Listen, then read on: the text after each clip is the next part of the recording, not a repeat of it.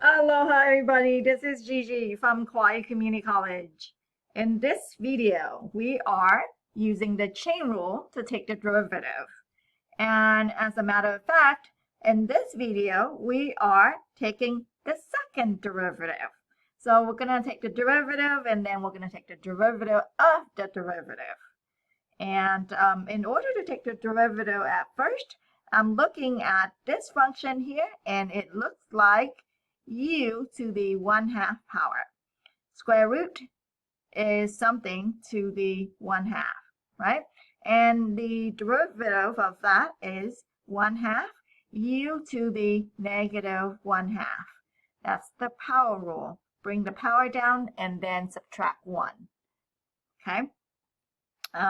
Here, then, the first derivative of y is 1/2. And then u to the negative 1/2. What is u?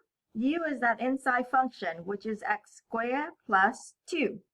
Okay, so that is the outside derivative multiplied by the inside derivative, which is 2x.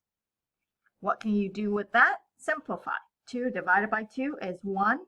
And so I will have x multiplied by x squared plus 2 to the negative 1/2. That is the first derivative, okay? And then what we're going to do next is we are going to take the second derivative. So then the derivative of the derivative, in this case, we have a product. So product rule will apply here. So the derivative of the first, which is 1, multiplied by the second, which is x squared plus 2 to the negative 1/2. Okay, plus the derivative of the second, which is, we're going to bring down the exponent, so that would be negative, and I'm going to go ahead and erase that, and write minus 1/2 x squared plus 2 to the 1 less than negative 1/2 is negative 3/2, and then we have to multiply because that's the chain rule. The inside derivative is 2x. And then we have to multiply by the first function, which is x. Okay, so that is the product rule. Okay, now what can we do with this? Clean it up and simplify. 2 divided by 2 is 1.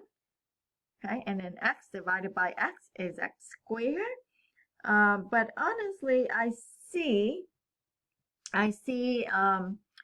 a thing in common here, which is x squared plus 2 to the negative 1/2.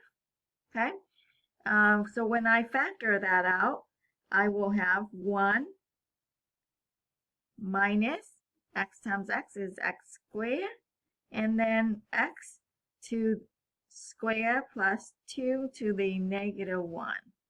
Okay, now I can clean that up a little bit better by writing it without negative exponent, I guess, if we really wanted to. Otherwise, this is perfectly fine, right? But if we want to rewrite that without negative exponent, we're looking at 1 over x squared plus 2 multiplied by 1 minus x squared over x squared plus 2. I mean, how far do you go? You can actually get a common denominator in there and then clean that up a little bit further. But I think I'm just going to leave that there. I think you should try to get a common denominator here and clean that up even further.